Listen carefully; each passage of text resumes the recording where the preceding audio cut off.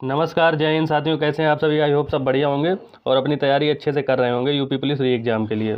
तो साथियों, हमने अलंकार की आपको 3 पार्ट में करवाया है अलंकार को, और आई होप आप वो वीडियो ज़रूर देखेंगे। उसमें पूरा संपूर्ण अलंकार आपको कंप्लीट करवाया गया और वहाँ से अलंकार का एक भी क्वेश्चन, सिंगल क्वेश्चन नहीं बाहर होगा। तो आज हमारी वाच्य की क्लास होने वाली है, क्योंकि ये टॉपिक बच्चों को बहुत ज़्यादा परेशान करता है, इसलिए मैं वाच्य को पहले ले आया। फिर इसके बाद रस छंद और रस छंद पढ़ेंगे, और पूरा धीरे धीरे करके हिंदी को मैं आपको 1 महीने के अंदर हिंदी का पूरा वीडियो करवाऊंगा। सारे टॉपिक आपको कवर करवाऊंगा हिंदी के। हिंदी में आप देखिएगा 30 से 32 आप क्वेश्चन आसानी से बना पाएंगे। इसके बाद मैं यूपी जी के भी आपको करवाऊंगा। तो साथियों, अगर चैनल पर नए हो, चैनल को सब्सक्राइब करें। अगर वीडियो अच्छा लगे तो लाइक करें, शेयर भी करें, चैनल को सपोर्ट करें, ताकि आप जो है अपनी तैयारी को अच्छे से बेहतर बना पाएँ। आपको इतने अच्छा कंटेंट मिलेगा कि आप कम समय में मैं आपको ज़्यादा चीज़ें डिलीवर कर पाऊँगा, और आप अच्छे से अपनी तैयारी करते रहिए। तो ये शुरू करते हैं। हमारा टॉपिक है वाच्य। वाच्य क्या? वाच्य की परिभाषा क्या होती है? वाच्य किसे कहते हैं? वाच्य की परिभाषा है वाक्य को बोलने का सही तरीका। क्या है साथियों? वाक्य को बोलने का सही तरीका क्या कहलाता है? वाच्य कहलाता है। इसकी ये परिभाषा है। क्या है परिभाषा? कि वाक्य को बोलने का सही तरीका क्या कहलाता है? वाच्य। हिंदी भाषा में कितने प्रकार के वाच्य होते हैं? वाच्य के भेद कितने होते हैं? तो वाच्य के भेद होते हैं साथियों 3। पहला है कृतिवाच्य, दूसरा कर्मवाच्य, तीसरा है भाववाच्य। आइए फिर दोबारा देखते हैं कि परिभाषा क्या है वाच्य की। तो परिभाषा है वाक्य को बोलने का सही तरीका। क्या है? वाक्य को बोलने का सही तरीका क्या कहलाता है? वाच्य कहलाता है। दूसरा कि हिंदी भाषा में इसके वाच्य के कितने भेद होते हैं? तो वाच्य के 3 भेद होते हैं। कौन से? कृतिवाच्य, कर्मवाच्य और भाववाच्य। आगे देखते हैं साथियों, और देखते हैं क्या है आगे। कुछ नियम और क्रिया के अनुसार।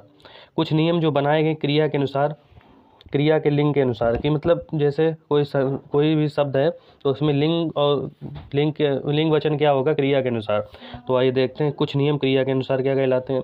तो कुछ नियम जो हैं वो क्रिया के अनुसार, क्रिया के लिंग के अनुसार हैं। जैसे यदि कर्ता के साथ विविक्त चिन्ह हो और कर्म के साथ विविक्त चिन्ह ना हो, यानी कर्ता विविक्त सहित हो, यानी कर्ता विविक्त सहित हो और कर्म विविक्त रहित हो। तो कर्म विविक्त रहित हो तो क्रिया का लिंग कर्म के अनुसार होगा। किसके अनुसार? कर्म के अनुसार। ये आपको वाक्य शुद्धि में बहुत मदद करते हैं। क्या है? वाक्य शुद्धि में बहुत मदद करते हैं। तो आप ये ध्यान से देखिएगा। सबसे इम्पोर्टेंट, अगर पूरे ग्रामर का जो चैप्टर है वो सबसे इम्पोर्टेंट है वाक्य, क्योंकि यहाँ से आप वाच्य है यहाँ, क्योंकि आप यहाँ से वाक्य भी बहुत अच्छे से कर पाएंगे। क्योंकि अगर वाक्य शुद्धि आपको वाच्य नहीं आता तो वाक्य शुद्धि में आपको दिक्कत होगी। आप पहचान ही नहीं पाएंगे क्रिया के लिंग के और वचन किसके अनुसार हैं। तो आइए देखते हैं पहला क्या कह रहा है कि यदि कर्ता विविक्त सहित हो।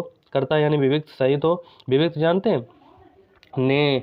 ने, पर, में, इस तरीके से विविक्त जो कारक के उपसर्ग होते हैं। यदि कर्ता विविक्त सहित हो और कर्म विविक्त रहित हो तो क्रिया का लिंग कर्म के अनुसार होगा। किसके अनुसार? कर्म के अनुसार। उदाहरण देखते हैं, आगे बढ़ते हैं।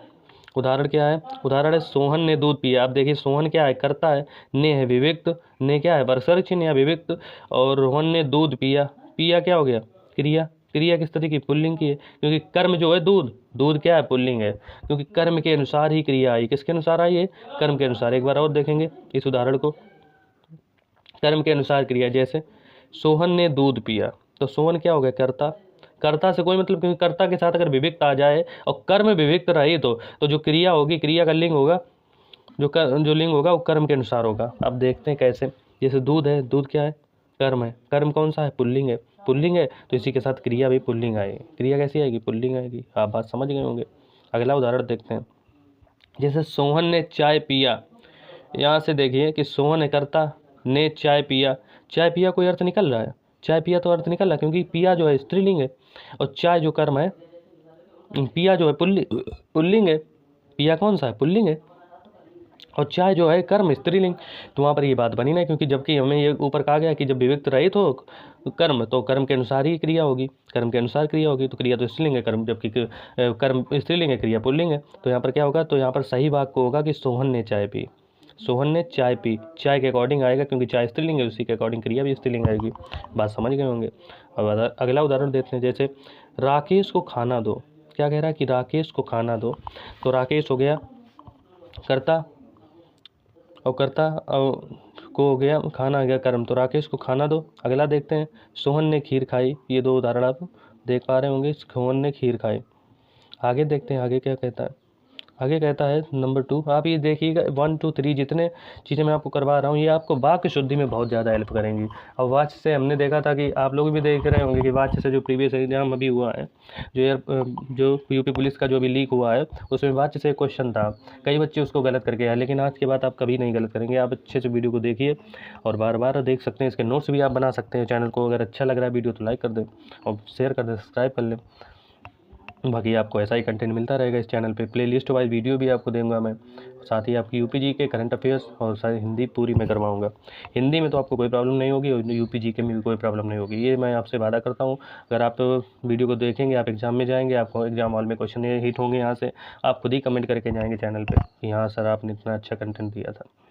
तो दूसरा देखते हैं, कई लोग सोच रहे होंगे कि व्यूज़ नहीं आ रहे, ये क्या कंटेंट, लेकिन कंटेंट इतना अच्छा है कि पूरे यूट्यूब पे आपको नहीं मिलेगा।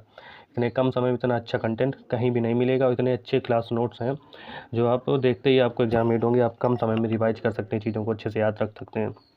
1.5 घंटे की क्लास आपको करवाई जाती है, उसमें मैं आपको 20-25 मिनट की क्लास में आपको उससे डबल कंटेंट प्रोवाइड कर देता हूँ। तो आइए देखते हैं दूसरा उदाहरण कौन सा है। दूसरा उदाहरण है, यदि कर्ता विविक्त सहित हो जाए, कर्ता के साथ विविक्त आ जाए और कर्म के साथ भी विविक्त आ जाए। कर्ता विविक्त सहित हो, कर्म भी विविक्त सहित हो, क्रिया का लिंग वचन ना तो कर्ता के अनुसार होगा ना ही कर्म के अनुसार होगा, ना ही कर्म के अनुसार होगा, तब ये क्रिया सदैव क्या होगी, एक वचन पुल्लिंग यानी भाववाचक संख्या। कौन सी? भाववाचक होगा, भाववाचक होगा। तो इस तरीके से देखते हैं। तो यदि कहता है कि यदि कर्ता विविक्त रहित हो, कर्ता विविक्त रहित हो और कर्म भी विविक्त सहित हो, यानी कर्ता भी विविक्त सहित है, कर्म भी विविक्त सहित है, तो क्रिया का लिंग और वचन ना तो कर्म के अनुसार होगा और ना ही कर्ता के अनुसार होगा। ये बात आप समझ में आ रही है? जैसे तब ये क्रिया किसके अनुसार होगी? तब ये क्रिया सदैव एक वचन और पुल्लिंग होगी, एक वचन और पुल्लिंग होगी। और ये कहाँ एक वचन क्रिया सदैव एक वचन पुल्लिंग किस में होती? भाववाच्य में। किसमें होती? भाववाच्य में। आप ये देखेगा। तो उदाहरण के लिए देखते हैं, आपके ये जो पॉइंट्स हैं ये वाक्य शुद्धि में बहुत अच्छे से आते हैं। अब जैसे महिलाओं ने लड़कियों को पीटा, महिलाओं ने लड़कियों को पीटा, महिला कर्ता हो गई, कर्ता के साथ ने आ गया, लड़कियों को, लड़कियां होंगे कर्म, लड़कियां क्या हैं? कर्म, कर्म के साथ भी विविक्त आ गया, कर्ता के साथ भी विविक्त आ गया, तो क्रिया क्या होगी? क्रिया का लिंग वचन किसके अनुसार होगा? तो क्रिया सदैव एक वचन होगी। क्रिया क्या होगी? सदैव एक वचन। पीटा एक वचन है, आप याद रखेंगे। यहाँ पे आपको समझ में आ रहा होगा कि पीटा एक वचन है, ना तो इसके अकॉर्डिंग महिलाओं के अकॉर्डिंग, ना ही लड़कियों के अकॉर्डिंग, ना ही कर्म के अनुसार, ना ही क्रिया के अनुसार है, ना ही कर्म के अनुसार, ना ही कर्ता के अनुसार, क्योंकि कर्ता भी विविक्त सहित है और कर्म भी विविक्त सहित है, तो क्रिया जो है सदैव एक वचन और पुल्लिंग होती है। दूसरा देखते हैं उदाहरण क्या कहता है। दूसरा उदाहरण कहता है कि पृथ्वी ने सूर्य का चक्कर लगाया, लगा ही नहीं हो सकता क्योंकि पृथ्वी ने सूर्य का चक्कर लगाया। पृथ्वी क्या है? कर्ता, कर्ता के साथ विविक्त आ गया। सूर्य क्या है? कर्म, कर्म के साथ विविक्त आ गया, तो चक्कर लगाया। क्रिया जो होगी कभी भी स्त्रीलिंग नहीं हो सकती। जब दोनों विविक्त सहित हो, कर्ता भी विविक्त सहित हो, कर्म भी विविक्त सहित हो, तो क्रिया जो होगी सदैव एक वचन पुल्लिंग होगी। ये बात आप याद रखेंगे। तो यहाँ पर क्या लगाया सही हो जाएगा, ना कि लगाई, लगाई वाला गलत है। अगला क्वेश्चन देखते हैं कि गिलहरी ने बादाम को काटा, गिलहरी ने बादाम को काटा, यहाँ काटी नहीं हो सकता क्योंकि यहाँ काटी कभी नहीं हो सकता।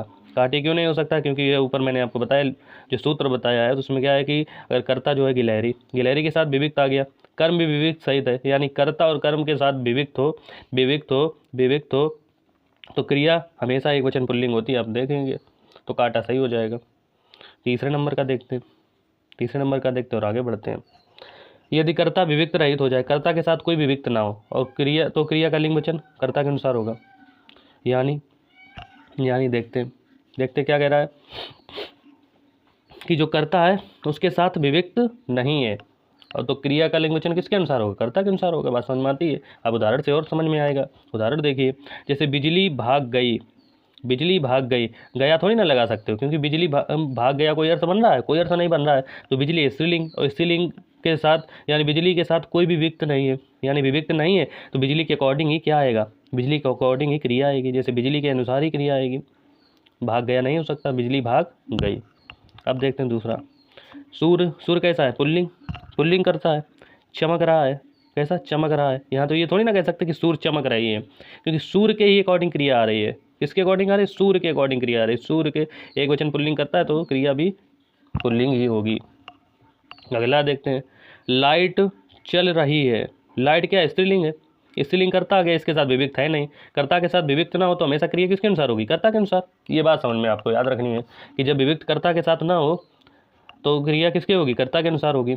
दूसरा देखते हैं कि सीता भाग गया, इसका कोई अर्थ निकल पा रहा है क्योंकि सीता है तो स्त्रीलिंग है, सीता नाम लिंग धारण नहीं कर सकता, तो सीता भाग गया, सीता क्या है, स्त्रीलिंग है, और स्त्रीलिंग के कारण यहाँ पर भाग गया गलत हो जाएगा, तो भाग गई होगा। लेकिन एक बार और भी याद रखें कि नाम लिंग का निर्धारण नहीं कर सकता, नाम क्या है, लिंग का निर्धारण नहीं कर सकता, नहीं कर सकता। आगे देखते हैं अगला क्या कहता है। अगला आ गया कृतवाच्य। वो चीज़ें जो ऊपर मैंने आपको बताई वो सारे आपके वाक्य शुद्धि में बहुत ज़्यादा मदद करेंगी। यहाँ से आपका जो वाच्य टर्म स्टार्ट होता है कि वाच्य, कृतवाच्य क्या है। कृतवाच्य देखेंगे, कृतवाच्य की परिभाषा क्या है, यदि वाक्य में प्रयुक्त क्रिया, लिंग और वचन कर्ता के अनुसार बदले जाए। यानी सबसे याद रखने वाली चीज़ है क्या, कि वाक्य में जो प्रयुक्त क्रिया है वो किसके अनुसार, क्रिया का जो लिंग है, क्रिया का लिंग और वचन कर्ता के अनुसार होगा। किसके अनुसार होगा, कर्ता के अनुसार। जब वाक्य में क्रिया का लिंग वचन कर्ता के अनुसार हो तो कौन सा होगा, कृतवाच्य होगा। कौन सा होगा, कृतवाच्य। किसके अनुसार, कर्ता के अनुसार लिंग वचन क्रिया का आ जाए तो कृतवाच्य होगा। आगे देखते हैं, कृतवाच्य में हमेशा क्या है, क्रिया अकर्मक और सकर्मक दोनों प्रकार की क्रियाएं यूज होती हैं। कृतवाच्य में क्रिया कौन सी होती है, अकर्मक क्रिया भी यूज होगी और सकर्मक क्रिया। अकर्मक क्रिया सकर्मक क्रिया आप शायद जानते होंगे। अकर्मक क्रिया होता है जिसमें अय प्लस कर्म, जिसमें कर्म ना हो। अय कर्म से ही मतलब निकाला जिसमें कर्म ना हो। और सकर्मक क्रिया में सय प्लस कर्म, यानी कर्म के साथ जो क्रिया है वो सकर्मक क्रिया होगी। सय प्लस कर्म, सय प्लस कर्म। अकर्मक और सकर्मक दोनों क्रिया किसमें यूज होती हैं, कृतवाच्य में यूज होती हैं। वो कर्ता के अनुसार क्या होता है, क्रिया का लिंग वचन कर्ता के अनुसार होगा। दो चीज़ें याद रखनी है आपको, कृतवाच्य में कभी भी दिक्कत नहीं आएगी। आप इजीली से वाच्य पहचान सकते हैं जो मैं आपको बता रहा हूँ। बच्चे अच्छे से आप ध्यान से देखिए और ध्यान से सुनिए कि मेरी बातों को आप शब्दों पर गौर कीजिए। जैसे कर्ता के अनुसार, कर्ता के अनुसार क्या चेंज हो जाए, लिंग वचन क्रिया का, क्रिया का लिंग वचन अगर कर्ता के अनुसार चेंज हो गया तो वाच्य कौन सा है, कृतवाच्य। कृतवाच्य में एक चीज़ और दूसरा पॉइंट देखेंगे कि कृतवाच्य में क्रिया अकर्मक और सकर्मक दोनों प्रकार की होती हैं। अकर्मक सकर्मक आप जानते हैं, कर्मक मतलब बिना कर्म के और सकर्मक मतलब कर्म के साथ। उदाहरण देखते हैं। उदाहरण कहता है कि लड़का क्रिकेट खेलता है। उदाहरण क्या कहता है, लड़का क्रिकेट खेलता है। लड़का क्या है, कर्ता। कर्ता कैसा, पुल्लिंग। कर्म हो गया क्रिकेट, खेलना हो गया क्रिया। तो कर्ता के अनुसार ही तो क्रिया आएगी। कृतवाच्य में क्या होता है कि कर्ता के अनुसार क्रिया आ जाए, कर्ता के अनुसार क्रिया आ जाए तो खेलता क्या होगा, पुल्लिंग हो गया। तो कर्ता के, लड़का के अनुसार ये खेलता गया। अगर यहाँ पर लड़की होता तो खेलती हो जाता, लड़की होता तो खेलती हो जाता, लेकिन लड़का है पुल्लिंग करता है तो क्रिया भी पुल्लिंग ही होगी।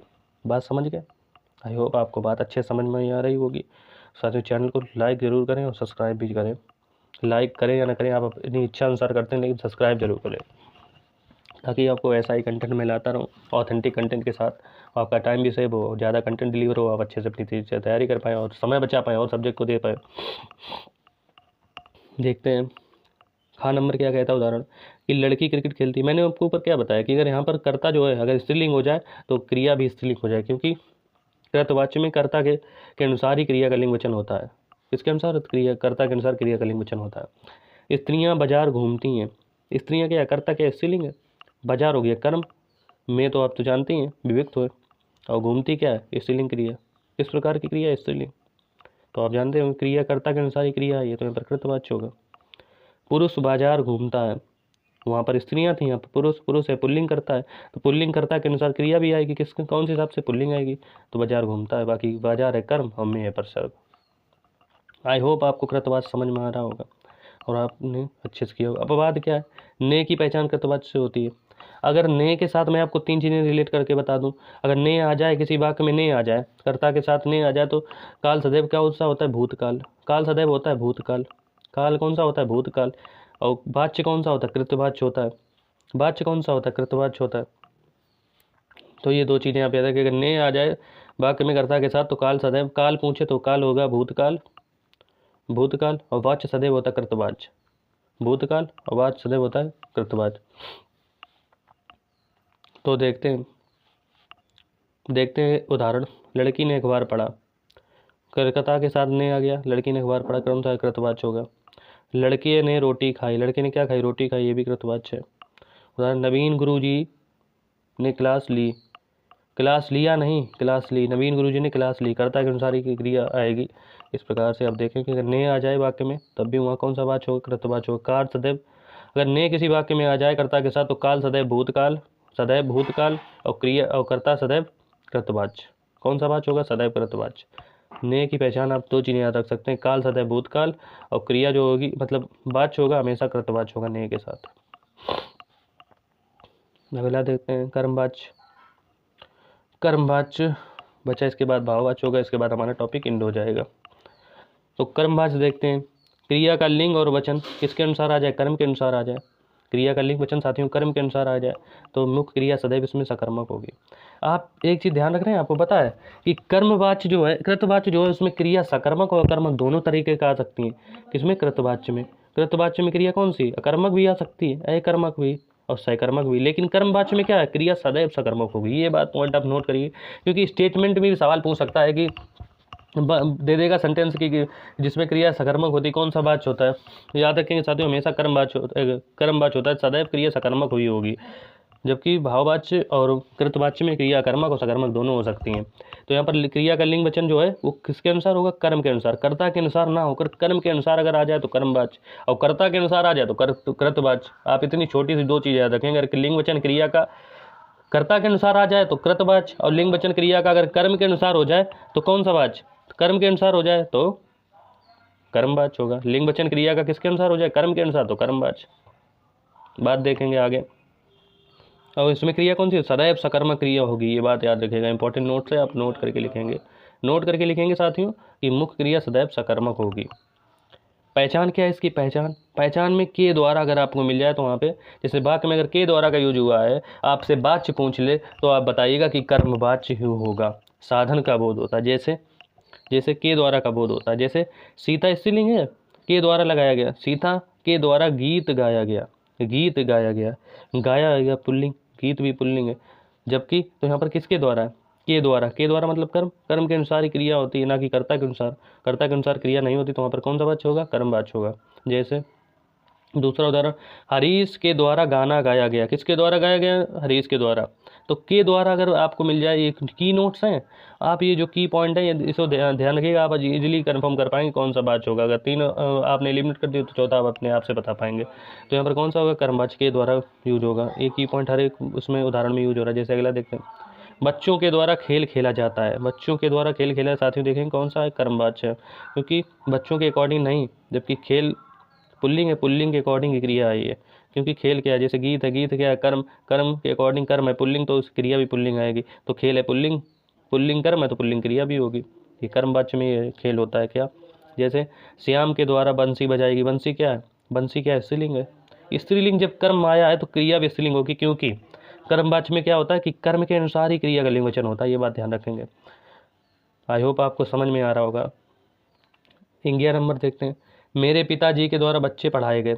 अब बच्चे क्या, पुल्लिंग कर्म कैसा आ गया, पुल्लिंग और द्विवचन, पुल्लिंग और बहुवचन आ गया। कौन सा, बहुवचन। पुल्लिंग और बहुवचन बच्चे के अकॉर्डिंग क्या आएगा, पढ़ाए गए। पढ़ाए क्या है, क्रिया आ गई। क्रिया कैसी आ गई, बहुवचन में क्रिया का वचन कैसा होगा, बहुवचन, क्रिया आ गई बहुवचन। तो आप यहाँ से याद रखेंगे कि जो कर्म है, कर्म अगर पुल्लिंग है तो क्रिया पुल्लिंग, कर्म स्त्रीलिंग है तो क्रिया स्त्रीलिंग, कर्म अगर पुल्लिंग एक वचन है तो क्रिया पुल्लिंग एक वचन, कर्म अगर पुल्लिंग बहुवचन तो क्रिया सदैव पुल्लिंग बहुवचन होगी। अब कर्मवाच्य में याद रखेंगे क्रिया किसके अनुसार, कर्म के अनुसार, क्रिया किसके अनुसार, कर्म के अनुसार। आई होप आप समझ गए होंगे कर्मवाच्य भी। आगे हमारा बचा है भाववाच्य। एक उदाहरण और इसमें बचा है, उदाहरण और देख लेते हैं। उदाहरण, एक लास्ट उदाहरण देखें कर्मवाच्य का। कौन सा, चिड़िया के द्वारा रोटी खाई गई, किसके द्वारा, चिड़िया के द्वारा। रोटी क्या हो गया, रोटी है कर्म, चिड़िया है कर्ता, के द्वारा तो जो हमारा की नोट्स है उसको याद रखेंगे। तो रोटी क्या है, स्त्रीलिंग जब कर्म हो गया तो क्रिया कैसी होगी, स्त्रीलिंग, क्रिया भी स्त्रीलिंग। जब कर्म स्त्रीलिंग तो क्रिया भी स्त्रीलिंग। तो कर्म एक वचन स्त्रीलिंग है तो क्रिया भी एक वचन स्त्रीलिंग होगा। तो खाई गई, यहाँ पर खाई होगी, ना कि खाया। यहाँ पर गलत हो जाएगा, क्योंकि हमेशा क्रिया जो होगी वो कर्म के अनुसार होगी, किसमें, कर्मवाच्य में। जबकि इसका उल्टा कृतवाच्य में होता है, क्रिया वहाँ पर कर्ता के अनुसार होती है। हमारा लास्ट बचा है साथियों भाववाच्य। तो भाववाच्य देखेंगे, मुख्य क्रिया सदैव अकर्मक होगी। वहाँ पर क्या है, दो की नोट्स आपको मिले होंगे। कर्मवाच्य में क्या है कि कर्मवाच्य में क्रिया सदैव सकर्मक होगी, और के द्वारा की वाला वर्ड जो मैंने आपको बताया, के द्वारा अगर से पहचान आप कर्मवाच्य की कर सकते हैं। अगर आपको नहीं समझ में आ रहा तो आपको कर्मवाच्य के द्वारा के साथ पहचान कर सकते हैं, और क्रिया सदैव कर्म के अनुसार होगी। लेकिन भाववाच्य में ऐसा नहीं है। भाववाच्य में क्या है कि क्रिया सदैव, मुख्य क्रिया जो है इसमें दो प्रकार की क्रिया होती है, गौड़ क्रिया, मुख्य क्रिया। तो मुख्य क्रिया सदैव सदैव कैसी होगी? अच्छा, मुख्य क्रिया गौड़ क्रिया में आप जानते हैं मुख्य क्रिया हमेशा क्या होती है? मुख्य क्रिया होती है निर्जीव, निर्जीव क्रिया मुख्य क्रिया होती है, जबकि गौड़ क्रिया कौन सी होती है? गौड़ क्रिया होता है सजीव। सजीव जो क्रिया होती है वो गौड़ होती है। जैसे एक उदाहरण मैं आपको बता रहा हूँ, ऐसे ही इसमें उदाहरण नहीं दिया गया, मैं आपको बता रहा हूँ। सीता गाय को चारा खिलाती है, सीता गाय को चारा खिलाती है, सीता चारा गाय को खिलाती है, ये बात गलत हो जाएगी, क्योंकि चारा जो है गौड़ क्रिया मुख्य क्रिया होगी, और गाय क्या होगी? गौड़ क्रिया होगी। तो मुख्य क्रिया कौन सी होती है? सदैव निर्जीव एक वचन क्रिया मुख्य क्रिया होती है। सदैव निर्जीव क्रिया जो होती है मुख्य क्रिया होती है, सदैव इसलिए जो सदैव सजीव क्रिया होती है गौड़ क्रिया होती है। अब देखेंगे सदैव कौन सी होगी क्रिया? अकर्मक होगी। मुख्य क्रिया हमेशा अकर्मक होगी। क्रिया सदैव एक वचन और पुल्लिंग होगी। एक वचन और पुल्लिंग क्रिया किसमें होती है? भाववाच्य में। मैंने आपको ऊपर भी ये चीज़ें बताई थी कि क्रिया सदैव एक वचन और पुल्लिंग होगी। ये बात ये नोट करेंगे। भाववाच्य से आपके यूपी पुलिस जो भी कांस्टेबल का 2024 में हुआ था फरवरी को, 17 को फरवरी को पहली शिफ्ट में ये क्वेश्चन था। ये सारी शिफ्ट में भाववाच्य से क्वेश्चन ही था कि जिसमें क्रिया सदैव एक वचन और पुल्लिंग होगी, भाववाच्य होगा, मुख्य क्रिया सदैव अकर्मक होगी। और इसमें क्या? असमर्थता और समर्थता दोनों का बोध होता है। काम करने में व्यक्ति असमर्थ होगा और समर्थ भी होगा, दोनों का बोध हो जाए। तीन चीज़ें मुख्यतः याद रखेंगे, भाववाच्य आपको कभी दिक्कत नहीं होगी भाववाच्य पहचानने में। पहला कौन सा? कि मुख्य क्रिया सदैव सकर्मक होगी। दूसरा कौन सा? कि क्रिया सदैव एक वचन पुल्लिंग होगी। और तीसरा कौन सा? असमर्थता और समर्थता का भाव दोनों का भाव होता है। असमर्थता और समर्थता का भाव दोनों का भाव होता है। उदाहरण से समझेंगे। रमेश से बोला नहीं जाता, कौन सा भाव है? असमर्थता का भाव है। कौन सा भाव है? असमर्थता का भाव है कि रमेश से बोला नहीं जाता है। बोला कौन सी क्रिया होगी? बोलना कौन सी क्रिया होगी? बोलना होगी अकर्मक क्रिया। साथियों, बोलना होगी अकर्मक क्रिया। बोलना, चलना, सोना, रोना, गाना, ओढ़ना, बैठना, ये सारी कौन सी क्रिया हो गई? ये सारी अकर्मक क्रियाएं हैं। कौन सी हैं? सारी अकर्मक क्रियाएं। क्योंकि कर्ता का फल, क्रिया का फल सीधा कर्ता पर पड़ जाए तो कर्मक क्रिया, और क्रिया का फल सीधा कर्म पर पड़े तो कौन सी होती है? सकर्मक क्रिया होती है। आप जानते हैं जैसे बोला क्या हो गया? तो बोला रमेश, रमेश बोला का सीधा फल रमेश पर पड़ा तो क्रिया कर्मक होगी। उसे बोला नहीं जाता, असमर्थता का भी वो हो रहा है, क्रिया कर्मक है। और एक वचन पुल्लिंग है। बोला क्या? एक वचन पुल्लिंग भी है। तो कौन सा भाव? तो वाच्य हो जाए तो भाववाच्य होगा। मैंने तीनों चीज़ें आपको बता दी हैं कि सेंटेंस में। अगला सेंटेंस देखते हैं। सविता से खाना नहीं खाया जाता, नहीं खाया जाता, असमर्थता का बोध हो रहा। कौन सा? असमर्थता का। पहली चीज़ याद रखिएगा, नहीं खाया जाता, खाना नहीं खाया तो असमर्थता का बोध। खाना क्या होता है? खाना सदैव क्रिया कौन सी होती है? खाना वाली क्रिया कौन सी होती है? ये अकर्मक क्रिया होती है। क्रिया भी अकर्मक आ गई। तीनों चीज़ें मैं आपको बताऊंगा। पहला असमर्थता का बोध हो रहा, दूसरा खाया में अकर्मक क्रिया आ गई, और तीसरा क्या है? खाया जो है, खाया कौन सी क्रिया है? सदैव एक वचन पुल्लिंग है। खाना क्या होगा? खाया जो क्रिया है सदैव एक वचन पुल्लिंग। तीनों चीज़ें मर्ज करके मैंने आपको बता दी। तीनों चीज़ें आई तो यहाँ कौन सा भाववाच्य होगा? तो भाववाच्य होगा। अगला क्वेश्चन है, जैसे अब चला जाए, अब चला जाए, इसमें भी भाववाच्य है। अब चला क्या है? एक वचन पुल्लिंग, एक वचन पुल्लिंग। अब चला जाए एक वचन पुल्लिंग, और समर्थता का बोध हो रहा है। कौन सा? समर्थता का बोध हो रहा है। तो कौन सी क्रिया हो गई? क्रिया कौन सी हो गई? तो क्रिया तो समर्थता का बोध हो रहा है, एक वचन पुल्लिंग है क्रिया, क्रिया सदैव एक वचन पुल्लिंग है, तो कौन सा वाच्य होगा? भाववाच्य होगा। आप यहाँ से समझोगे। चलो घूमने चलें। उदाहरण से आपको ज़्यादा समझ में आता है, परिभाषा से मेरा ऐसा मत है, पर्सनल मत है। बाकी आप अगर वीडियो अच्छा लग रहा हो तो चैनल को सब्सक्राइब करें, लाइक ज़रूर करें, और ताकि मुझे भी मोटिवेट करें। कमेंट में भी कुछ लिख कर कुछ सुधार होगा तो मैं वो भी करूँगा।